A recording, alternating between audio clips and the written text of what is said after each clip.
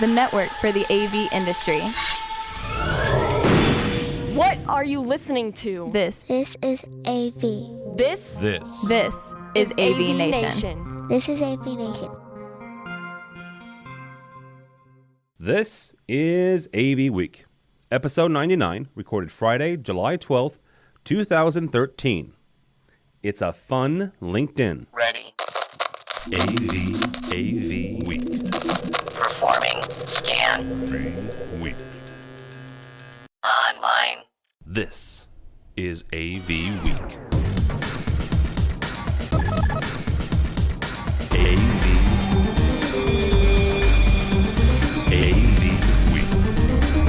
It's time for AV Week, your weekly wrap-up of audiovisual news and information. My name is Tim Albright. I'm your host. Thank you so very much for joining us.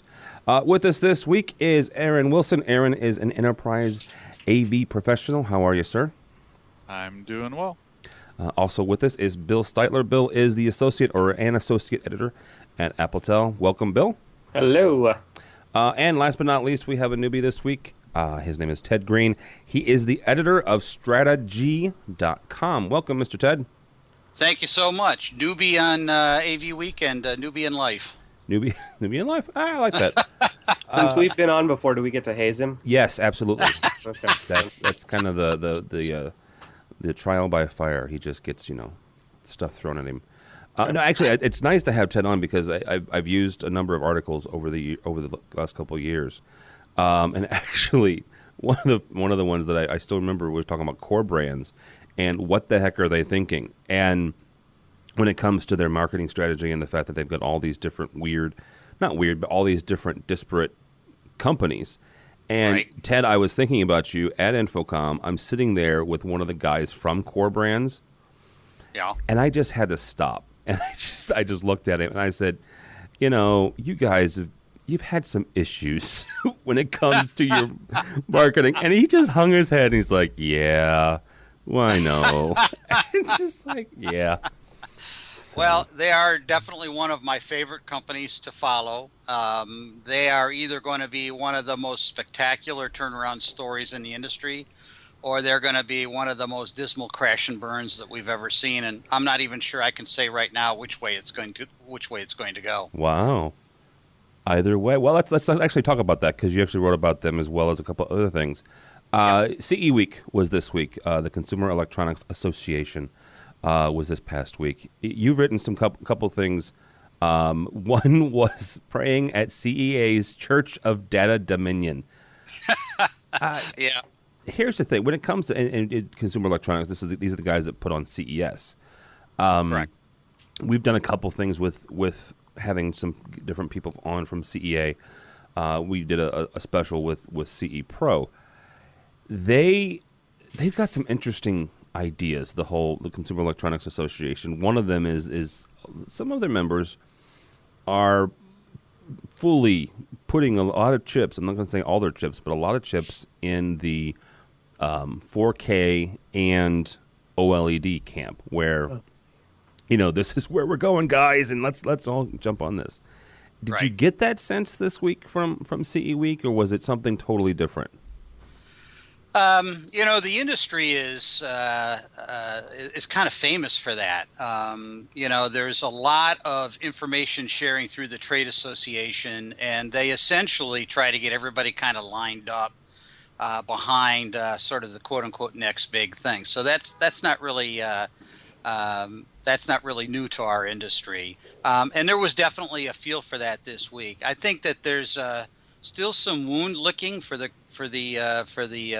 rather dramatic fall from grace of 3D. Yeah. That the industry all got so far behind, and I'm sensing a slightly more measured, level of hyperbole with regards to 4K Ultra HD TV and OLED is.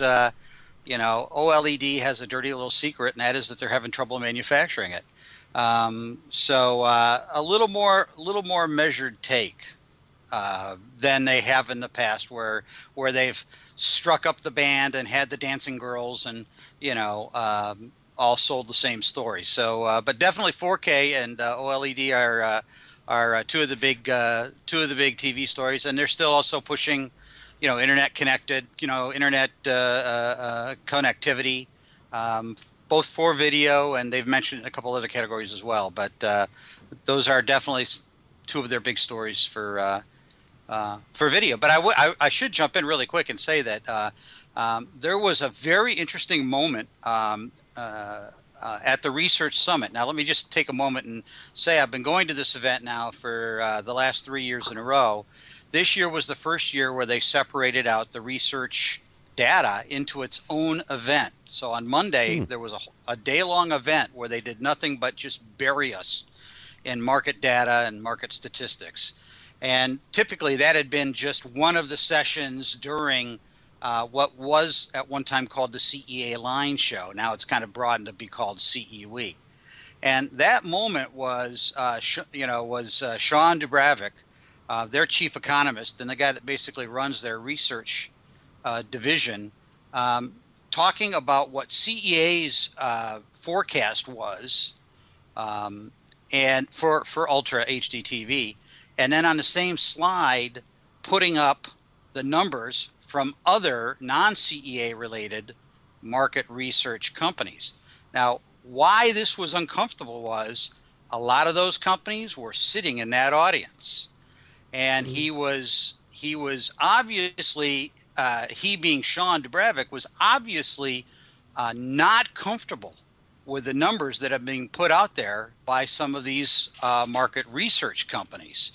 And it was a curious kind of moment where on the slide he has their numbers, which their numbers for Ultra HD TV for 2013 is 23,000 units, and in 2014 212,000 units. And then right next to it he has IHS estimates of 7.1 million units in 2015. Morgan Stanley, he had MPD's estimate up there of 500,000 units in 2013, and it was a not so subtle message. Hey guys, let's tamp this down a little bit and let's try to be a little more realistic. It was a very interesting moment. The whole event was an interesting event to me. I mean, I as Tim, you've been reading me for a while. I like to have fun with headlines. Oh, yeah, absolutely. But I could not leave alone the imagery. The imagery of this event to me was extremely powerful, and essentially holding this event in an old theological seminary with all kinds of religious symbology all around us. I mean, it fascinated me, and there was imagery throughout the whole day. One of the sessions, to try to make the numbers a little more easier to work with, adopted the metaphor of circus, and talked about TV as one time being the center ring of a 3-ring circus, as now being a sideshow. And I thought, this is remarkable imagery. I mean, essentially, you have the CEA telling us that our industry is a circus. Well, so it was yeah, maybe accurate. I don't know, but it was it was remarkable. So there's some nervousness around the numbers that are thrown out there about Ultra HD TV, and I think those are lessons learned from the the overheated rollout of 3D. Bill, is there anything other than market analysts being market analysts and being over bullish when it comes to those numbers? Well, I mean, but I think the last time I was on here, we were talking about sort of the death of 3D TV, and it's like I still have the same questions: is who needs this? What need is this fulfilling? And two, where's the content? Because that was the thing about 3D TV is, I mean, it was a gimmick, and the reason why nobody bought it is there was no content unless you were like on very specific channels. So I mean, as a filmmaker, I'm really interested to see what 4K cameras can do, but we're talking about a theatrical, it's like an IMAX experience. Yeah. And not everything needs to be shot in IMAX. It's like, are we okay? So everybody has Ultra HD 4K TVs. Are we going to be shooting 3-camera sitcoms in this, which is what a lot of people watch? So it's the, I understand the market is like, okay, here's the new thing that we're going to sell, but I'm not sure that the market is there. I think that's a great point, by the way, Bill. I think that, that sometimes my feeling is the CEA as a trade association views their job as being the cheerleader for these new technologies and try to encourage market adoption by issuing all kinds of very optimistic forecasts. But the questions I have are sort of like Bill. Has anybody done any consumer research? Has anybody asked consumers what they're looking for? And there's a real danger with 4K in that unless the screen is an extremely large screen, it's really not all that visible. And the other thing is that I can tell you right now, and I've actually already written an article about this. There's an 8K standard that is being rapidly pursued in Japan. And, in researching the story I wrote, I saw on one of the major manufacturers' websites where they talked about 8K. So I think it's really hard to get people jazzed up about a new standard when you're already telling them the next standard is coming. Yeah. So this is a very murky area right now. Well, we had, televisions that were, people are still, we're still in the middle of adapting HD TV for a lot of Americans. Yep. Right. So, talking about 2 revolutions ahead seems to be, putting the cart before the horse. Well, and to Ted's point, actually, it was the NHK, the sort. This don't email me about this. It's sort of the Japanese version of PBS. It's not, but it's the closest thing that we have is to NHK is PBS. They're broadcasting 8K. They are sending that. Then this is testing, and but still they're doing proof of concepts. They're broadcasting over the air 8K. That's exactly right. That's exactly right. And to really maximize the benefit, as Bill said, it all comes down to content. And I actually remember back when they were originally pitching 3D, one of the questions I asked at one of the press conferences is, do you envision all content being broadcast in 3D? And at that time, they were coming out with all kinds of devices to do a 3D conversion, if you will, sort of on the fly. And the answer was yes. And I said, so you expect my 83-year-old mother to get up in the morning and put on her 3D glasses to watch Good Morning America? I'm not sure I see that happening. No, you don't. But here's and I'm gonna bring Aaron in because he and I work in not identical. I'm in education. He's in corporate. I can honestly see, besides the fact that I really, really want a 4K OLED TV in my house, I can see a specific use case, and that is in education and also in boardrooms, where you're looking at detailed drawings, where you're looking at stuff that you need to blow up and you need detail for. Right. Aaron, go ahead. Yeah, there's one other, which I don't know if anybody's really realized. I haven't heard it on your past shows, but 4K is pretty much 4K by 2K, more or less. Mm-hmm.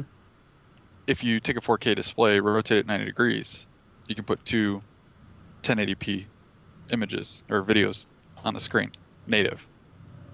And I don't know if anybody's considered that, but when doing a lot of video conferencing, and your video conferencing is 1080p, and you got 1080p laptops, to me, it's kind of a no-brainer if you have a small conference room or small huddle space, and you want huddle space. There you go, Tim. Yeah. And you want as little equipment as possible, side by side, picture in picture. Now you got 2 sources on one display. Throw a webcam, or not a webcam, but throw a little camera up there to hook to the computer or the video conferencing unit, and you got a pretty compact display solution. So that's why I'm excited for 4K. Is the ability to start doing I'm going to say multi-camera, but multi-imagery, truly 1080p, truly HD signals side by side, is what you're saying? Yeah, well, in this case, it'd be stacked because you got to rotate it. But I mean, you don't want to scale if you don't have to scale, and you don't necessarily want 2 flat panels on the wall unless you need 2 large flat panels on the wall. If you can make it 1 flat panel, that's the prices will come down once the volume goes up. So that's less equipment you're buying. You're making it more compact. So that's always good in the commercial space. So. Prices come down. There's a $2,000 one. How cheap do you want? I don't know the name of the company, and I've never heard of them before, but yeah, when they're $2,000, people want them for $1,000. I know. People want them for $500. So whatever. But nobody's happy. Or you can buy the $30,000, OLED 4K from Sony. Well, let me ask this: within the CE industry, I mean, do they see this as a consumer electronic, or do they see this as a specialized high-end sort of like what we're talking about now, like doing business stuff or medical things where you need to have like the highest resolution picture, or is this? Well, my opinion is that, and I think Tim's spot on. I think there is a lot of application both in education, also in business, and certainly medical. 4K makes a lot of sense. That level of detail makes a lot of sense. But the industry is, in my view, looking at this as the next great consumer product. There's a couple things that they gain from it. Not only do they, if they can convince people that this is the next great thing, not only do they increase people replacing their existing HD TVs, but they also get people to buy bigger screen sizes, which is what they really want because it's a more profitable category for them. So it's they win on a couple of fronts. So and I'm not sure if it, to some degree, this is also maybe a way for them to by getting consumer adoption to be able to bring the prices down to where they can field business and medical and educational types products. I don't know if on a freestanding basis they can make the economics work. I'm not saying they can't. I'm saying I don't know. Well, and even go ahead. Sorry, Tim, but even when they do start broadcasting 4K, how great is it going to be? Because I'm sure you've all seen it since HD is rolled out. If you look at your cable company or your satellite dish provider, compare that to an over-the-air digital signal, it's pretty compressed. So I think they're probably looking to get people to swap out to 4K TVs just so they can get the turnover on people buying the flat panels. But we're probably a long ways away from getting a quality 4K signal. I think that's a good point. I also wonder if the industry is going to have trouble getting content supporters because a couple of people felt like they got left holding the bag with 3D. Once bitten, twice shy. Right. Well, and that's a really good point. Is the fact that ESPN's 3D is shuttering its doors and all the other 3D channels. I think all of them. There might be one or two left. But you're going to have a hard time convincing broadcasters who are still getting a return on investment from going digital in the late 2000s to even anytime soon increase that to 4K. I mean, you guys mentioned the over the air. The best HD signal you can get right now that's not that's some sort of broadcast origination is honestly over the air, because you're right, they compress the heck out of it, whether it's satellite or cable. It's gonna be some sort of compression, and so you're not getting true, honest to goodness 1080p. You're not going to get 4K out of those guys either. But the advantage we do have with 4K is a lot of movies have been using 4K cameras or higher resolution cameras, as opposed to 3D, which is a totally different workflow and totally different method of recording. So, they could take footage that we've had and just re-edit it to 4K, and it may have been recorded with a 4K camera. I mean, how long has the Red camera been out? Oh, good Lord! Which is either 7 years. I forget what the first one was. Was it 2K for the first camera or what? Something like that. Yeah. I mean, we that's the advantage to 4K over 3D right now, is there's potentially a lot of content already out there, at least in the movie industry. Maybe not so much for broadcast. Yeah, and I think that's where you're going to get a lot of it, is the fact that you've got content creators who are creating content, not necessarily broadcast, but you've got content available either in movie form. You can download. You can't stream yet from YouTube in 4K. But if we all put together a show and created it in 4K, uploaded it to YouTube, you guys could download it and watch it wherever you were in honest to goodness 4K. But getting people to get into that workflow sometimes is difficult. So, all right, you're listening to AVWeek. The Ted Green, Bill Stiteler, and Aaron Wilson are here with us. A couple things, guys. We're gonna get away from not making fun of CEA, but kind of putting them to the grill when it comes to 4K and UHD TV. That's a whole other thing too, by the way. If you're going to come up with 4K, don't give me sub 4K and call it UHD TV. So, look that one up, kids. Talking about from Hackaday, a very small HDMI display. And the reason I put this on here, I mentioned that I am the proud new owner of a Crestron DMCE Digital Media Certified Engineer certificate on my wall. And is the certificate in HD? It is, and 3D. Oh, awesome. I made a copy. Just set one just off to the side. Printed one red and one blue, yes! and shifted them slightly apart. And shifted them slightly. And when you put the 3D glasses on, George Feldstein's head appears. The reason I mention this, I bring this article up. One of the interesting things that they say during the course of the class, and Aaron, you've taken the class, you can kind of get with me on this. HDMI is everywhere now, including in automobiles. It's becoming more and more accepted and more used. And the reason I want to bring it up on this show is to talk to you guys for a second and kind of give me not the pros and the cons, because I think we're beyond that now. And the fact that it doesn't have there's no latching connector, which we're going to have to live with and all that. But the actual infrastructure, the communication that happens on the HDMI cable. Aaron, we'll start with you. When it comes to whether it's corporate or automobiles now and stuff like that, when it comes to what we can do with HDMI, where do you kind of see this going? And not just obviously content protection and video and audio transport, but when we're starting getting into revision 1.4 and 1.5 eventually, where do you see this going? Well, I guess where I see this going, maybe related to the small display, is the first thing I thought of when I saw this article is, ooh, I could turn my cell phone into a portable HDMI monitor for when I'm troubleshooting. Oh yeah. So that's kind of where I saw it going. And now that you posed the question, where do you see it going with everything else? I have a Nexus 10 and it's got a mini HDMI out connector in it, so I can plug it into any HDMI display.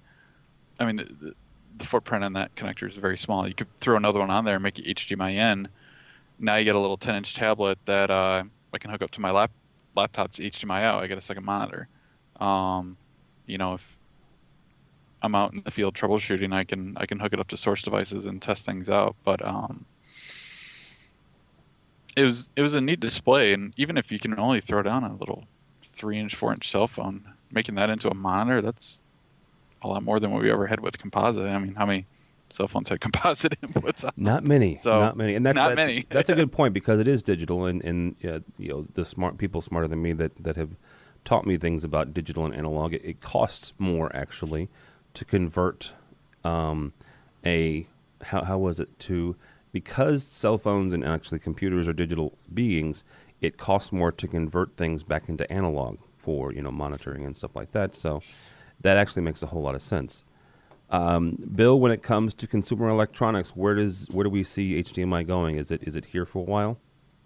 Oh yeah, I think so. I mean, the big advantage of HDMI, of course, is that it works, which is always a plus for consumer when it stays connected, it works. When it stays connected, it works. And I think we had a really long conversation about like the quality of of the things. It's for a long time it was almost like for cars, it seemed like maybe it was going to be the iPod connector, just because that was so ubiquitous and the early adopters were having that. And now it seems like we're switching to USB and Bluetooth, just because they're standards and you don't have to worry about Apple changing their connector again. HDMI, I mean, it's extremely useful. I mean, but the question comes in again. It's like, okay, what do you need to connect in your vehicle, for example? If you have to have an HDMI out, HDMI is a thicker connector. So are you going to put an HDMI connector on your phone and make your phone thicker?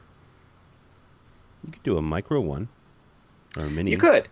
Yeah, I'm saying, there are definitely options. But the only thing that I see HDMI on is my TV, and I'm really happy with it, because because I remember the old days of, you plug something into your computer and nothing happens, and you just sort of the SCSI voodoo thing where you just have to keep disconnecting it and reconnecting it until it works. But yeah, HDMI. I like HDMI. I have not thought about SCSI voodoo in a long time.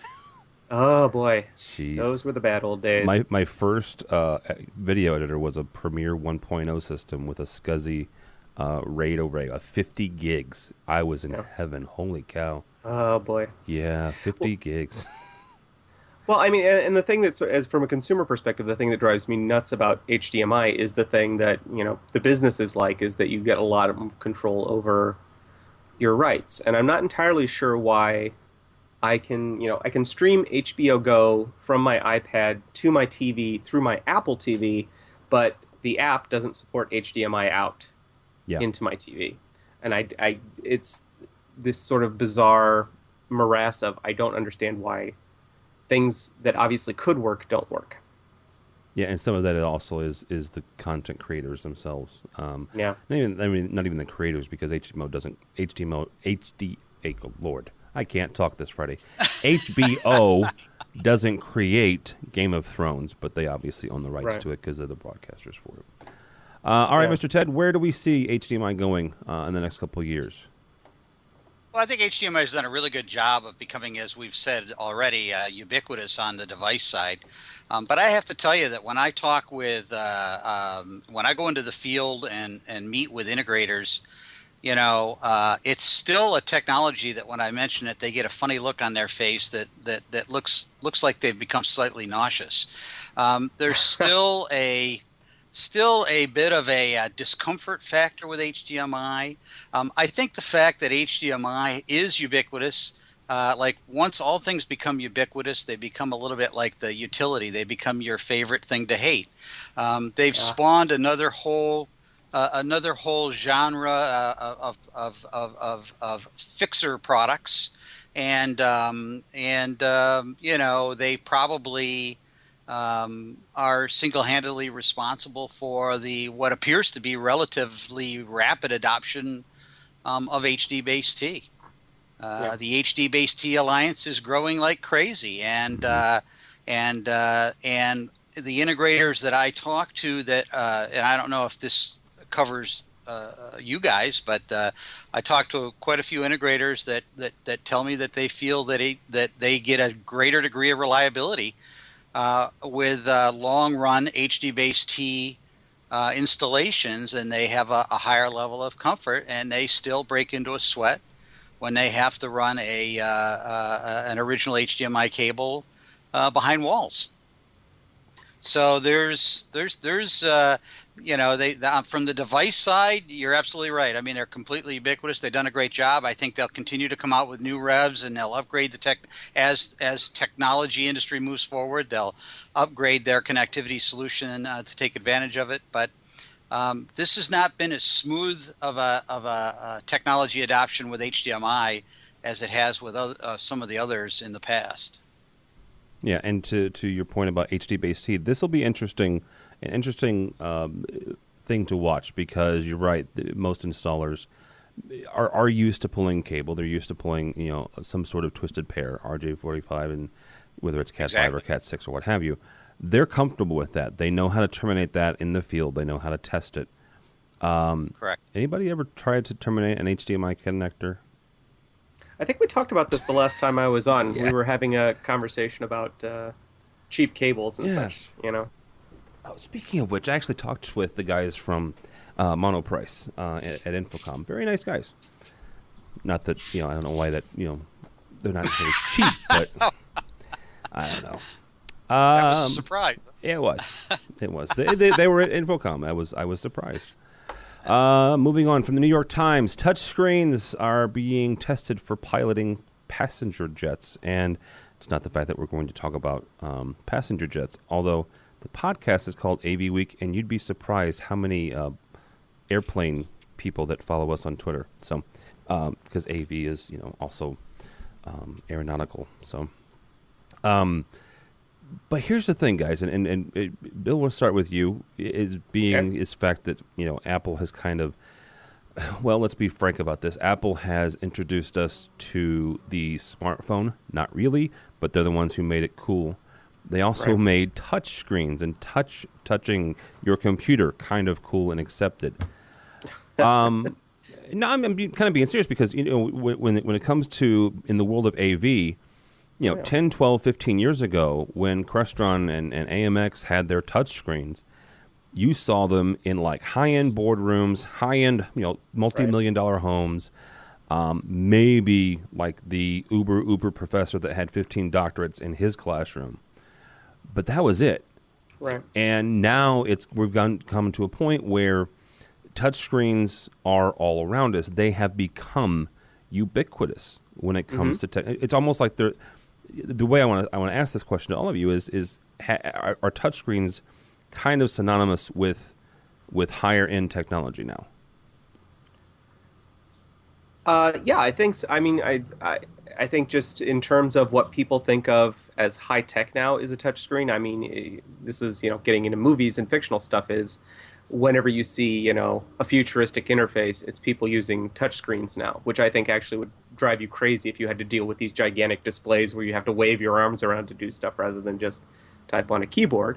I think what I don't know if you're asking me for like what I think Apple did with this. I mean, nobody thinks that Apple, invented the cell phone or invented the there are fanboys who think that. Well, yeah.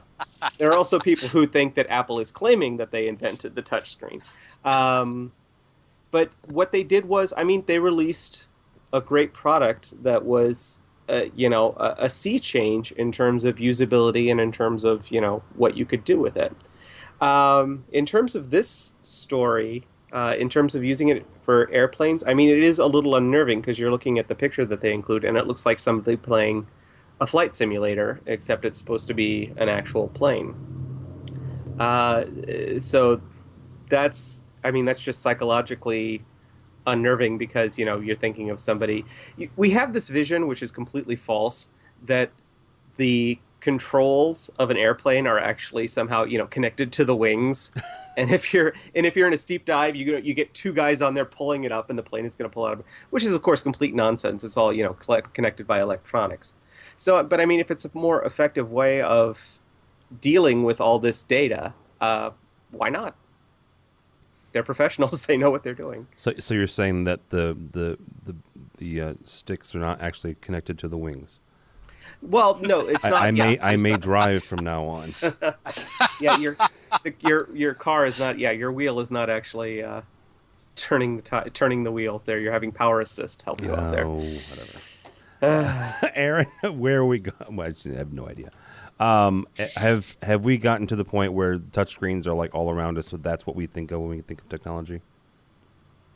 Yeah, it's the input method, which is replacing keyboards and mice, or just your basic push buttons on maybe like a building automation interface or something like that, where you might just have 8 or 12 buttons next to a screen, or even like the ATM. Look at the ATMs now; you can hit the buttons next to the screen, or you can touch the screen itself, whichever. It doesn't really matter. It's becoming probably more commonplace just because of the cost factors getting lower, and it is easier to use. Maybe not, I wouldn't say necessarily related to high-tech stuff, but you do see it in high-tech stuff. But it's in fairly low-tech stuff too. So we've had as far as this article goes, we've had glass cockpits for a while now. So it only makes sense to have them be touch sensitive. Actually, I'm kind of surprised they didn't have it sooner. I don't think you'll see a pilot inputting critical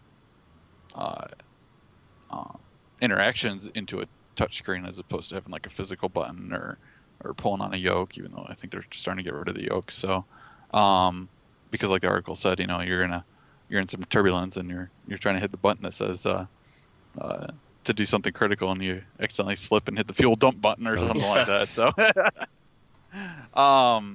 but yeah, it's becoming more commonplace, and I think that's the direction we're going. At the same time, I don't think we necessarily need it forced onto us in every way. Cough, Windows 8, cough. Nice. So I refuse to get on a plane if there's a Windows 8 logo on the door. Not happening. Yeah, I was introduced to a digital console a few days ago, and when they were doing the back end, it was a Windows XP, and I was like, "Oh, really?" Never mind. An audio console? Yeah. I'm not going to say who it was. Ted, is this okay? So a couple years ago, I read a very smart article that said that you are, whether you are in education or corporate, if you do not have at least a 720p display or higher, you will be discounted by those consuming your environment. Whether it's a church Right. or are we getting there when it comes to touch panels? Like if you don't have a touch panel in your facility somewhere, you're kind of looked down upon by society. Yeah, I think it's inevitable. I don't think as I read the story, I don't think the issue really is that there are, high definition, great quality displays being incorporated into the cockpit. I think that's inevitable. I think the question mark comes down to the degree of interactivity, the touch aspect. What are we controlling with it? I think you're going to see this get tested for years. After I read this, I called up a buddy of mine who's a pilot. Now he's not a commercial pilot, but he's a pilot, and we chatted about this. And he was very skeptical. He talked about how most commercial pilots are over 55 years old. I didn't know that. And that they have a very high comfort level with mechanical things. I suppose you could have a push button thruster, but they want that big lever that they grab onto and push or pull to where they want it to be. And so he, really got me to realize that a lot of if we talk about this not from what is the technology and what it can do, but what works well with the human interface, i.e. the pilot, I think that's going to be something that's going to be subject to just a whole lot of testing. And, I remember, and this is not really the same thing, but somewhat related. I remember I'm from Michigan originally, and I lived in the Detroit area. And I remember when they were going to digital dashboards. Remember when they went to digital dashboards? Yeah. And it was kind of the big thing in a high-tech dashboard in your car. And then they did a study after they sold them. Now, I don't know why they did this after they sold them, and they found out that people hated it. That they wanted that analog speedometer. They didn't want numbers flashing by. They wanted an analog. So some things, when you get to the human interface, that makes things a little more complicated. And, what you want to control, how you want to control it, as that jet's bouncing around, what is the display controlling? So, but I do think it's inevitable. I think that these planes are getting extremely sophisticated. They have a lot of parameters to control. I think it makes sense to have logically set up panels, displays with, that can be switched between different views for whatever the context sensitive part of the flight that they're in. I think that makes a lot of sense. But I think it'll be a lot of testing, and I think there'll be a lot of discussion about the sort of that human interface. Do you think maybe that it will come about as the turnover of pilots happens with a younger crowd coming in? I think there's no question that's got to be an element of this. The example I use is my youngest son has been on computers since he's been 3 years old. And he is very comfortable with it, and he runs circles around me, and I'm on computers every day. So there's no question that this newer generation has a higher comfort factor with technology, and I'm sure that will definitely be an element or a factor in looking at that human interface with the control. Yeah. Well, here's a question. Here's something I just thought of. We saw, back when I was growing up, airline pilots came out of the military. That was the career path when you left the military. You went into flying for airlines. Well, we're seeing a lot of, an increased use of drones here, which are piloted by people using computer interfaces who are not actually on the craft. So maybe this is part of that. Maybe that will be the transition as people leave, the military and get into flying drones for business and scientific purposes. Maybe we'll have drone pilots on airplanes.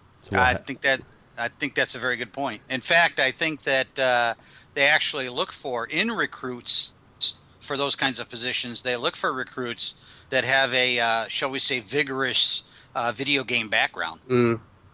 Yeah, they actually did a study on the military pilots, and they found that they took pilots against new soldiers that were come from video games, and the pilots had a lot harder time flying the drones than the kids coming from video games. So. Wow.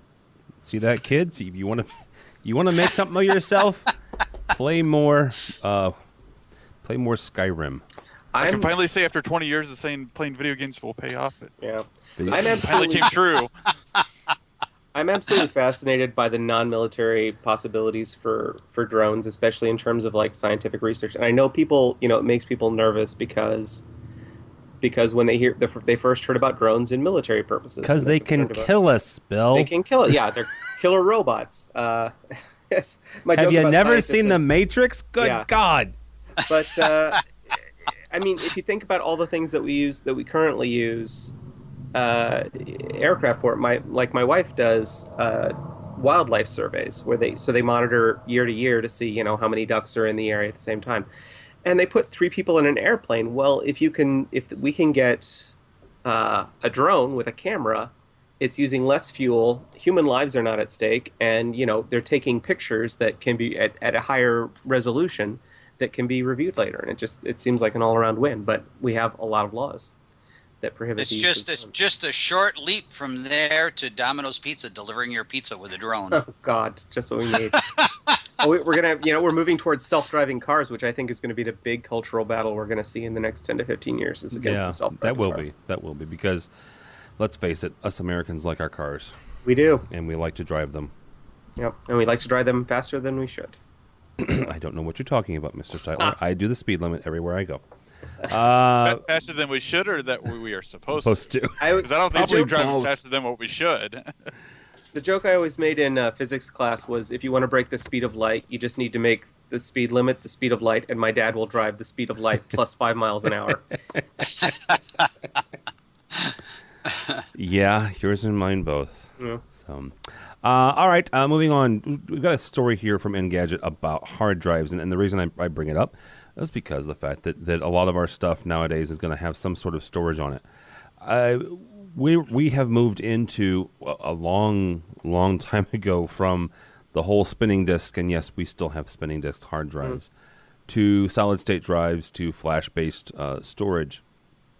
Aaron, when it comes to not just control systems, but also a lot of our devices, whether it's Blu-ray players or obviously streaming media devices, these guys are moving into a more and more, static type of storage. Is there any kind of repercussion we're going to suffer from this, or this is just our next step in the evolution of storage? You're asking, is moving to solid state our next evolution? Yeah, but is there going to be any kind of repercussions for this, or is this honestly the next best thing? At the moment, really the only negative side to the solid state is the cost for the equivalent size of a spinning disk. I got I forget how many terabytes are in this Drobo next to me. I think it's like a 8 terabyte volume on my Drobo, but it's spinning disk because you can't produce that for a low cost with solid state drives. It's gonna get there eventually. I mean, you were just talking about what your 50 gig or your 50 yes. megabyte or 50 gigabyte RAID, 50 whatever. gig RAID, 50 gig. Either way, it's a small RAID. That old. So the cost will come down and the storage will go up. It's inevitable. I think right now we're kind of at a good mix, because putting a solid state in a laptop allows you to bang the laptop around pretty good, and you're not destroying your hard drives, or putting it on other devices which may experience shock. Or you look at like the new Crestron processors. I just got a couple CP3s in. Thing's got 16 gigs of storage on it. What am I going to do with that? And on a processor. You're going to run an entire building. That's what you're going to do. It's got more storage than processing power. I don't know what I'm going to do with all that storage. So, we're at a good mix. Solid state's inevitable. I think eventually the spinning disks will fall to the wayside. It just has to be cost effective, because you look at data centers, even in small businesses, and have a couple petabytes isn't really a big deal, but you'd never do that for any type of low cost with solid state. It's got to be spinning drives. Yeah. I think the speeds are there. Speeds are very comparable between a spinning drive and a solid state drive, but as far as the cost per gig or even the cost per terabyte when you start dealing with data centers, it's just not there yet. Bill, my first iPod was the first generation, and it had spinning discs in it. Yes, it did. They are one of the people that actually that kind of pushed the solid state to the forefront. When it comes, when it comes to our next evolution in hard drives, like Aaron and I were talking about, this is our next step, right? Yeah, I think it's definitely. I mean, in terms of as mobile computing becomes more popular, solid state just has so many advantages. It uses less power. It's less prone to damage. These are all things that make it really attractive. And it's the next thing, which also makes it attractive to Apple. And it weighs less. I mean, you can do a thinner thing. But yeah, I mean, I'm still part of the I'm really hoping that with the next MacBook Pro upgrade, they don't completely eliminate the hard drive, because I like having a huge hard drive. I've got stuff on this computer from probably 10 years ago, 20 years ago. I probably have AppleWorks files on here and ClarisWorks. And it never occurs to me to get rid of this stuff and just pare it down to a bare bones device. I like having all of my stuff with me.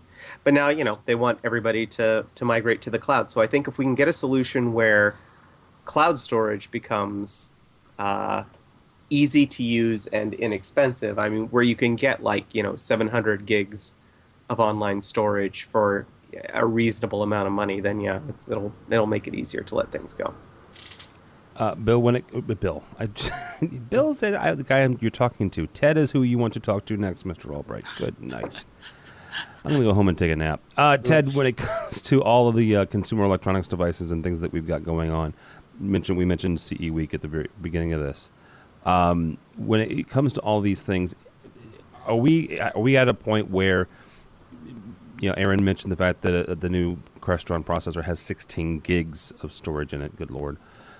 These guys are actually just small little computers now, and the hard drives that we put in there have kind of got to be solid state, because the spinnings just won't.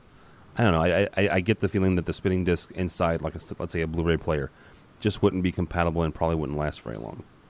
Yeah, I mean, if you'd asked me this question a couple of years ago, I probably would have been skeptical. I've always felt that Americans are consumers, which means we want to have and hold and own things that we buy. And I've watched the rise of Netflix and streaming media, and great consumer acceptance. So, I think these trends are all sort of mutually reinforcing. I just got a new laptop with a solid state drive in it, and it's just great at how quick it boots up or shuts down, and I think people will see that as a real benefit. The price, I think the price delta will continue to collapse. I think the answer is that we're inexorably marching in that direction. And all those years ago, my mother used to yell at me to get my head out of the clouds, and now, she's wrong. That's where we're supposed to be. We're supposed to have our head in the clouds. So that's that I think absolutely. I think that's the way it's going to go. I mean, one other point real quick is I remember I wrote an article about 3 or 4 years ago, was the battle for the living room, and at that time, the three players that were battling to take over your living room were the CE guys, which is my background, and then you had the PC computer guys, and then you had the video game guys. Well, the PC and video game guys kind of merged, and CE is inexorably moved in that same direction. So. I think in fact the battle is over, the war is won, and absolutely is going to be a solid state world with all of us drawing our content from the cloud. So what we've learned from today's broadcast is your parents were wrong. You can make a living playing video games. Yep. And you should have your head in the clouds. And you should have your head in the clouds. So help me if my children ever listen to this. I'm coming after you, Ted. Last but not least, this is from the Register. Microsoft is killing. Oh, let's just say it. It was Web TV. How many of us played on Web TV? I'll raise my hand. I think I had a friend whose mom had it. It was a friend. Sure, it was Bill. No. Well, my mom just got her first computer of her own 3 or 4 years ago.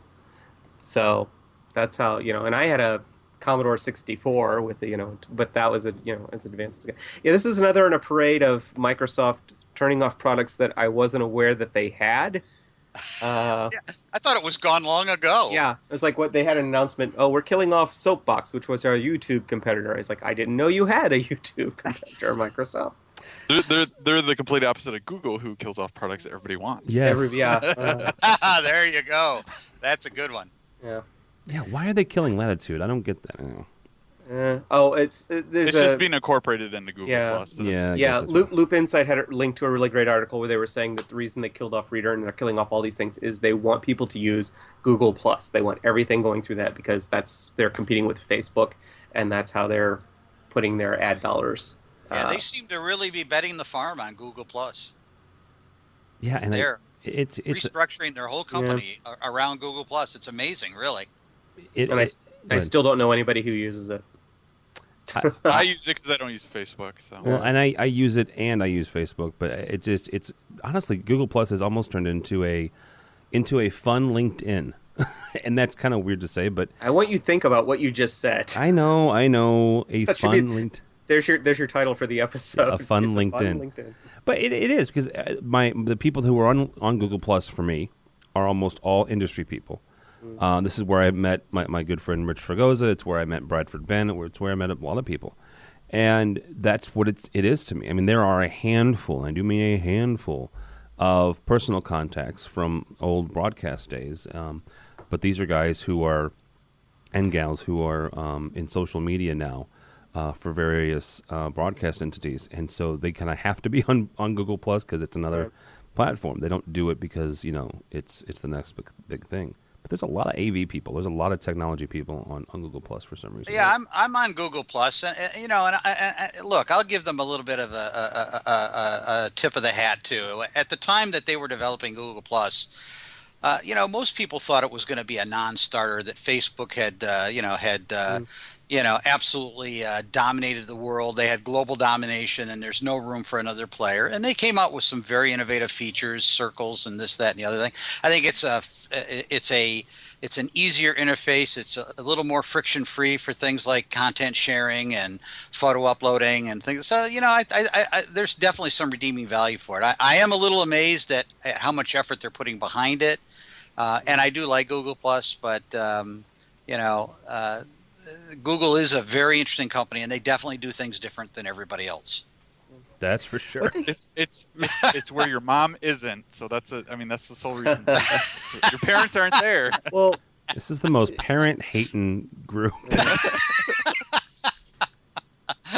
Well, getting back to talking about the web TV and MSN TV, I mean, I think it's interesting that back when this came out, it's interesting that the way TVs have and haven't integrated with computers and the internet, because the premise behind web TV was, okay, your TV is now a computer screen and you're going to use it exactly the same way that you use, you're going to type an email using this stuff.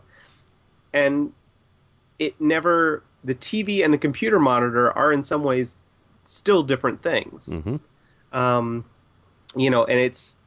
I think Apple realizes that, okay, if you're using your TV, you don't want to use a lot of really complicated things. You want to use a really simple remote to find channels to watch. But it's like, what's the project that Steam's working on? The big picture to play, so you can play your PC video games on your TV. Yeah, I don't know if people are going to want to do that. I don't know. I don't know if they're going to beat the console interface with that. To your point. I just did an article this week from CE Week about the introduction by a company called Seiki of inexpensive 4K Ultra HD TV. Actually, at CE Week, they introduced a 39-inch for $700. But wow. When I interviewed them, I have to say that. They did a very good job of creating a pretty compelling story behind the concept. And the gentleman I spoke to is a gentleman named Frank Kenzora. He's their VP for Seiki. And they basically, there's, he says, look, this is a strip stock basic TV. There's no smart, there's no internet connection. This is just for the guy that wants to come home and, wants to be entertained, and he's going to grab his remote and turn on the TV, but he wants a good picture. So it's 4K Ultra HD TV, but it just has none of the other added, the feature packs that are so stuffed in all of the other sets to justify the higher cost. I think it's sort of a corollary to what Bill was just talking about when you talk about Web TV. I think Web TV was an interesting concept when it was introduced. I will admit to having played with it a little bit, never owned it myself, but studied it a little bit, and maybe it was a little bit ahead of its time. Maybe didn't have quite the right implementation, but still the correlation between interactive mediums like computers and the king of the couch potatoes TVs is still, to me, kind of a moving target. We'll see. We'll have to see how that plays out. No, we definitely will, because somewhere down the line we're going to come to a device that integrates all of them, whether it's Xbox / Apple TV / who knows what. So I don't know. It'll be interesting. Whoever figures that out, let me know, because I'll buy stock. Yeah. All right, guys, that is going to do us. We're gonna say goodbye for now, but give you guys a chance to say so long. Ted Green has been with us. Ted is the editor of strategy.com. Thank you so much for joining us, sir. I'm not a virgin anymore. You are not. Jeez, thank you. How can people get in touch with you, sir? Just go on to strategy.com on the contact us page, and that comes right to me. Okay, very good. Also with us is Bill Stiteler. Bill is the associate or an associate editor at Appletel. Thank you, sir. Thank you. And where can people find you or Appletel? They can find me at appletel.com. Simple enough. And last but not least, Aaron Wilson. Aaron's an enterprise AV professional. Thank you, sir. Thank you. Besides Google+, where can people find you? On the unfun LinkedIn. Your unfun LinkedIn, thank you. Yeah, I usually call them on MSN TV. Yeah.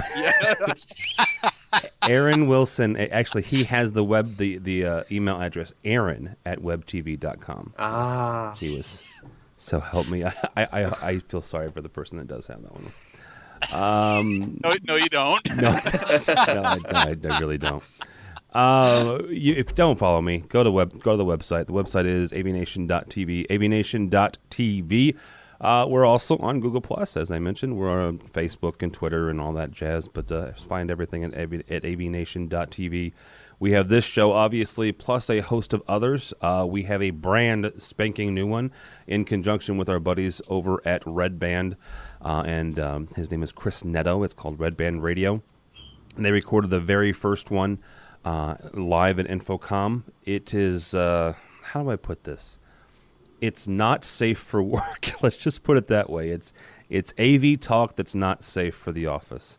But no, they're a good bunch of guys. George Tucker was with them, as well as a bunch of others, and they're going to be doing something with a live band here sometime soon, so that's kind of cool. But that got up on iTunes this week, so check that out. We have a new State of Control coming down the pike. EdTech is there, our education-focused show, and also our live staging event, social media one, with Kelly Perkins and Miss AV Dawn Mead. So check all of those out. If you would, also DIY. I think that's all the ones. I don't want to forget anybody. So, yeah, go by the website, avnation.tv. Thanks so much for listening. That is all the time we have for AV Week.